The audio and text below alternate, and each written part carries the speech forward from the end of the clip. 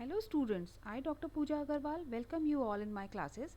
Students, जैसा कि आप जानते हैं कि हमने नेट जेआरएफ पेपर 1 की लेक्चर सीरीज़ स्टार्ट करी है और उसी श्रृंखला में ये हमारा 15th लेक्चर है जिसमें कि हम स्वयं प्रभा के टॉपिक को कवर करेंगे।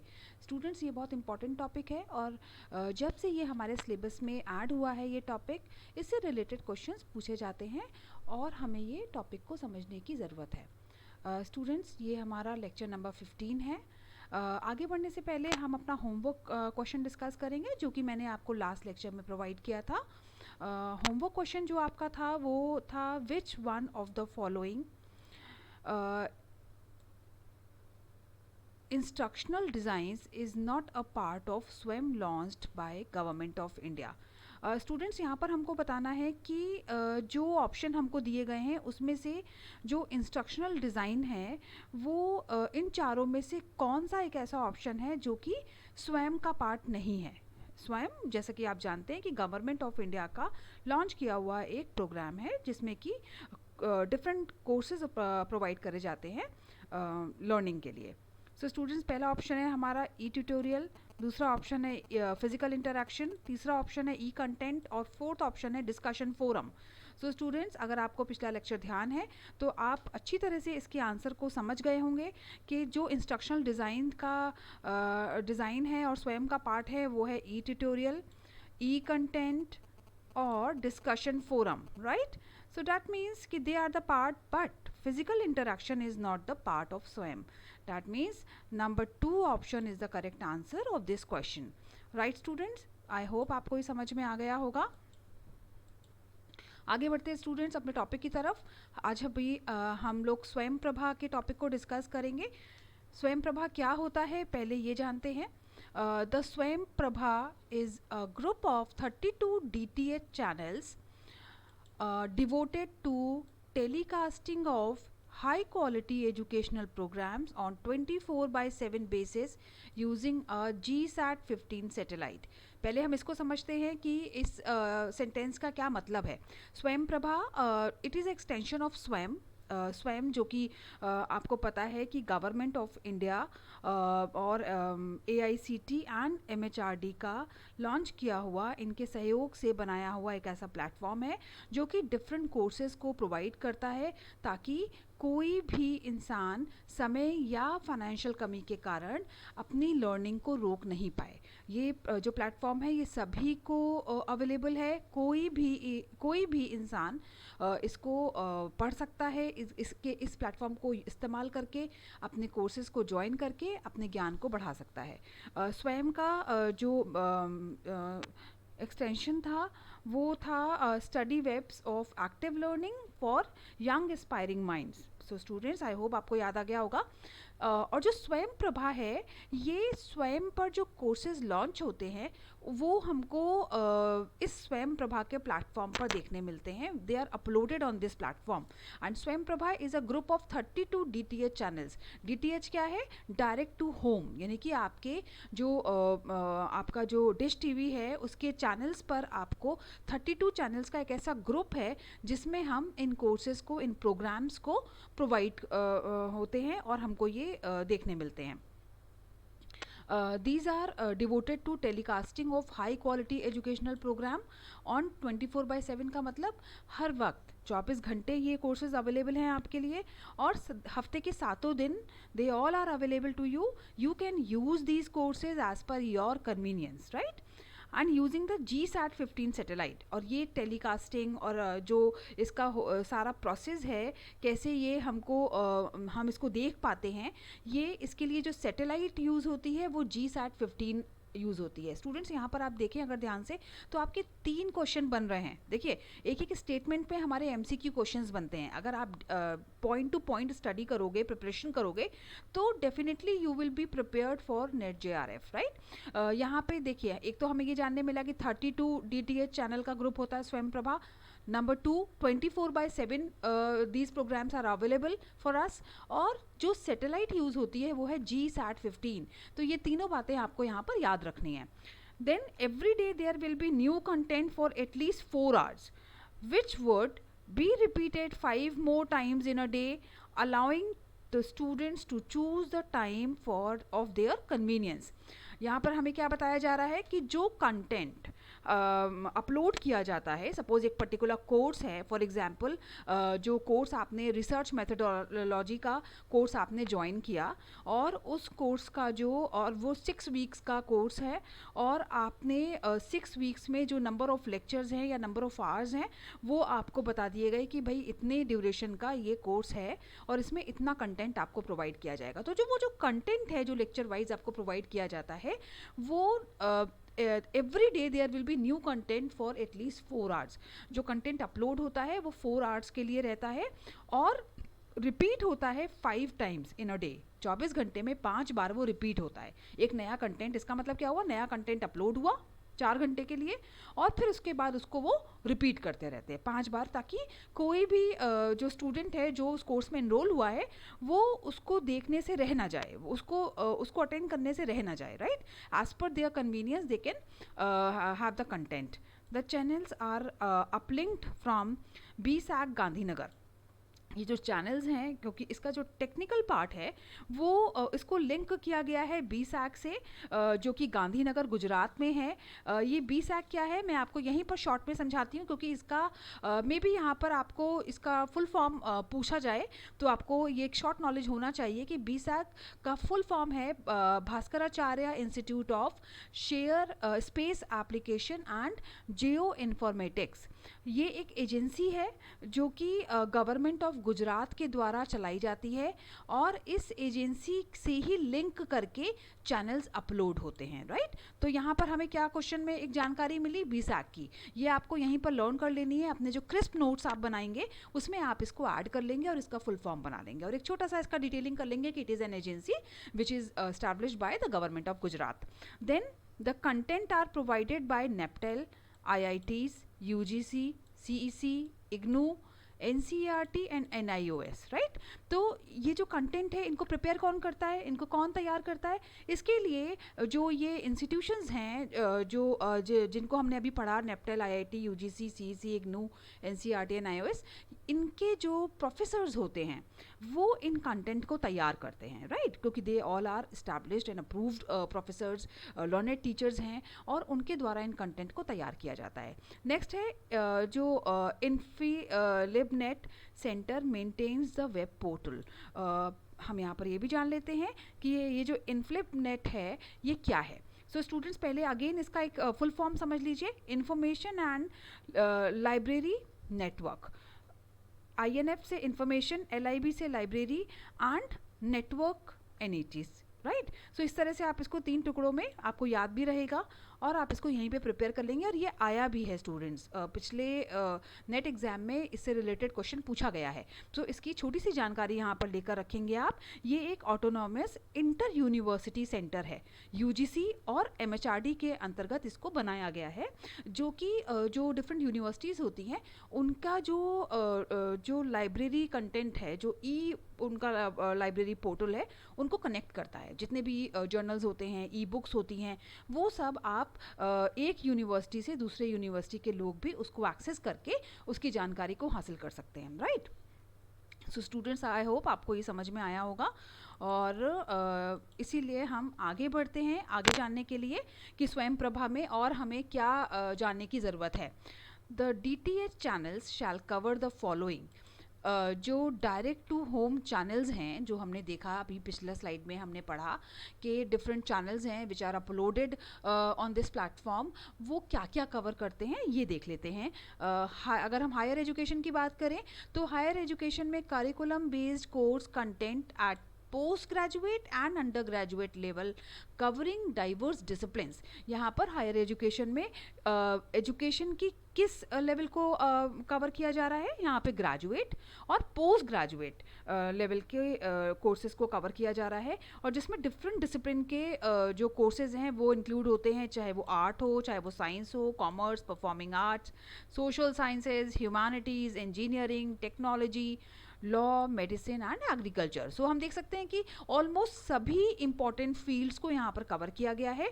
आप as per your aspiration, as per your interest, आप अपने आप को इन कोर्सेज में इनरोल कर सकते हैं और आप अपनी नॉलेज को इन्हांस कर सकते हैं, right students. All courses would be certified ready in their detailed offering through Swayam, the platform being developed for offering MOOC courses. और जो ये कोर्सेज हैं ये आपको आपकी नॉलेज तो इन्हांस करते ही हैं, साथ में आप चाहें तो इसके सर्टिफिकेशन को भी हासिल कर सकते हैं। आपको एक नॉमिनल सा अमाउंट दे के आपको सर्टिफिकेशन भी मिल जाता है। और कुछ कोर्सेज जो नेप्टल के कोर्सेज हैं, आप उसको देखिए स्टूडेंट्स, स्वयं के जो कोर्सेज हैं उनको देखिए, उसमें कुछ कोर्सेज में आपको सर्टिफिकेशन के लिए फ़ीस भी नहीं देना है। आपको केवल 40% के उसको पासिंग क्राइटेरिया है। अगर आपने उस एग्जाम में 40% मार्क्स को अचीव करा है, then you will have the certificate. So it depends upon the course to course. तो यहाँ पर आपको सर्टिफिकेशन भी मिलता है अगर आप चाहें तो। और ये जो प्लेटफॉर्म है स्वयं में, इसमें इन कोर्सेज को डेवलप किया जाता है और इन कोर्सेज को हम मूक कोर्सेज कहते हैं, क्योंकि ये ऑनलाइन जो प्लेटफॉर्म है उस पर इन कोर्सेज को तैयार किया गया है, राइट स्टूडेंट्स। सो आई होप आपको समझ में आया होगा। आगे बढ़ते हैं। नेक्स्ट इसका जो पार्ट है स्वयं प्रभा का, वो क्या कहता है। फिर स्कूल एजुकेशन की बात करते हैं। अभी हमने हायर एजुकेशन की बात करी जिसमें कि हमने ग्रेजुएशन और पोस्ट ग्रेजुएशन के लेवल को कवर करा था। अब अगर स्कूल एजुकेशन में 9 to 12 स्टैंडर्ड के लेवल को कवर कर रहे हैं, जिसमें कि the basic modules for teachers training, teaching and learning, instructional facilities for our children to help them understand the subjects in better manner।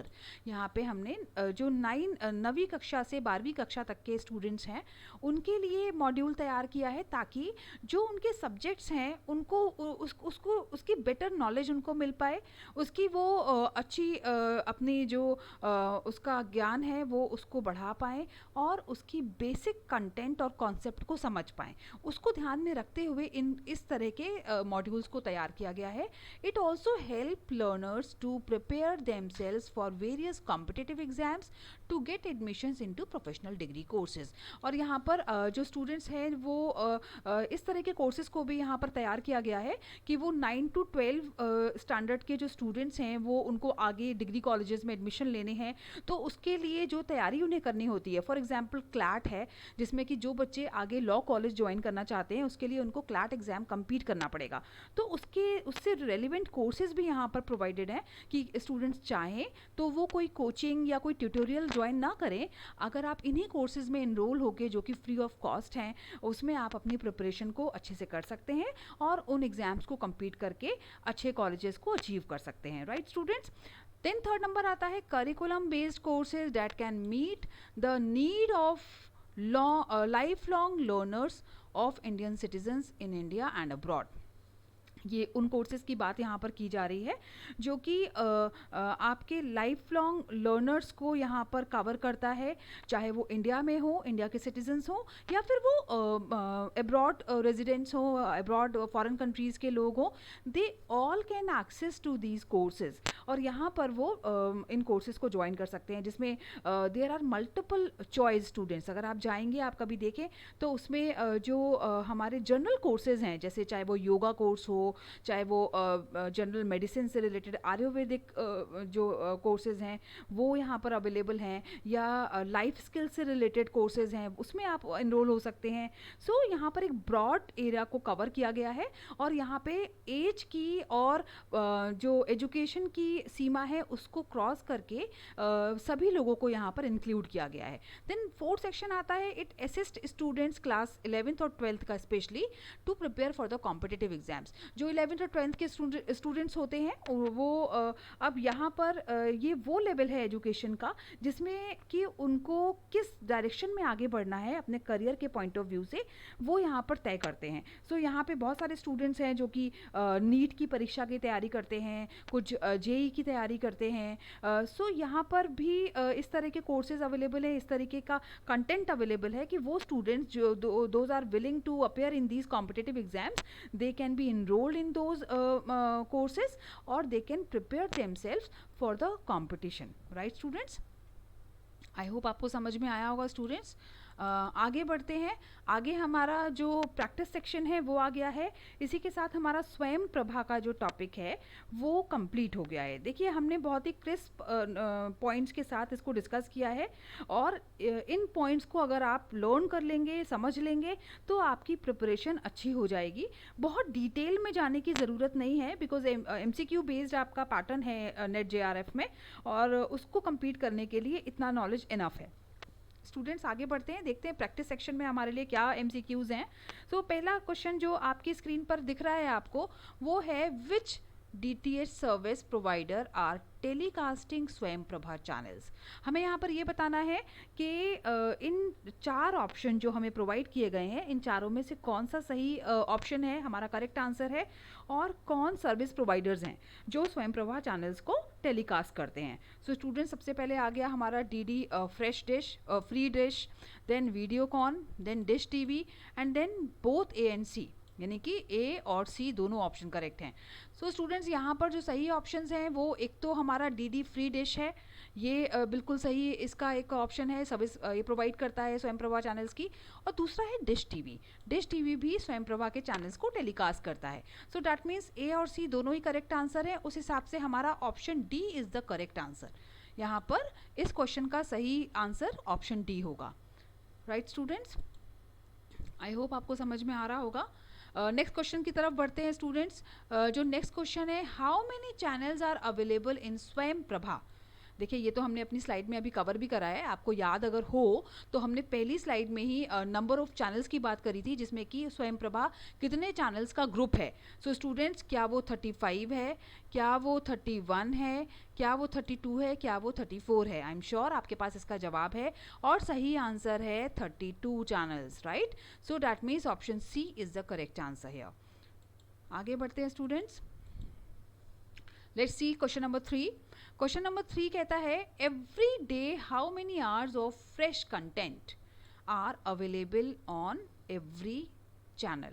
हमें बताना है कि फ्रेश कंटेंट जो है, जो पहली बार उस चैनल पे अपलोड होता है, वो कितने घंटे के लिए रहता है चैनल. तो स्टूडेंट्स ये भी आपका बड़ा ही सिंपल क्वेश्चन है ये, और अभी अभी आप अपनी स्लाइड पर पढ़कर आए हैं, और जिसके लिए सही ऑप्शन क्या हो सकता है, क्या वो 2 आवर्स है, क्या वो 3 आवर्स है, क्या वो 6 आवर्स है, या वो 4 आवर्स है. सो स्टूडेंट्स यहाँ पर सही आंसर है ऑप्शन C, या 4 घंटे के लिए फ्रेश कंटेंट को अपलोड किया जाता है. Right? So I hope students आपको ये समझ में आया होगा. और आगे बढ़ते हैं अपने लेक्चर के लास्ट पड़ाव पर, जो कि होमवर्क सेक्शन है. यहाँ पर हम होमवर्क के लिए एक MCQ आपको प्रोवाइड करते हैं. वो क्वेश्चन है, स्वयं प्रभा क्या ये टेलीकास्टिंग एजुकेशनल कंटेंट है, क्या ये ऑनलाइन मूक कोर्सेज है, या ये A और B दोनों है, या ये कुछ भी नहीं है. सो इन चारों में से कौन सा सही आंसर है स्टूडेंट्स, ये आप सोच कर रखिएगा, ताकि नेक्स्ट लेक्चर में जो हम टॉपिक कवर करेंगे उसको डिस्कस करने से पहले we will discuss this particular question. I hope आपको ये जो टॉपिक है ये समझ में आया होगा. और अगर आपको ये टॉपिक समझ में आया है और इससे रिलेटेड आपको फ्री नोट्स या स्टडी मटेरियल्स की ज़रूरत है, तो आप हमारा टेलीग्राम ग्रुप ज्वाइन कर सकते हैं, जिसका लिंक हमने डिस्क्रिप्शन बॉक्स में दिया है.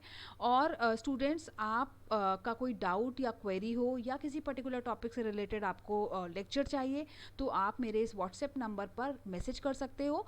व्हाट्सएप नंबर आपको दिख रहा होगा स्क्रीन पर, 7510070506. आप इस पर मैसेज कर सकते हैं. और आप अगर मेल करना चाहते हैं, मेल के थ्रू करस्पॉन्डेंस करना चाहते हैं, तो यहाँ पर मेल भी दिख रही है, drpoojaaggarwalclasses@gmail.com. सो स्टूडेंट्स, अगर आपको ये लेक्चर पसंद आया है तो इसको लाइक करना बिल्कुल मत भूलिएगा. अपने फ्रेंड्स के साथ शेयर ज़रूर करिएगा, ताकि अधिक से अधिक स्टूडेंट्स इसका बेनिफिट ले पाएँ. और अगर आप ये चैनल पहली बार देख रहे हैं तो इसे सब्सक्राइब करना बिल्कुल नहीं भूलिएगा. सब्सक्राइब बटन के बगल में एक बेल आइकन है, जिसको प्रेस ज़रूर करिएगा, ताकि हर लेक्चर की नोटिफिकेशन आपको जल्द से जल्द मिल पाए. सो स्टूडेंट्स, तब तक के लिए stay safe, take care of yourself, good bye.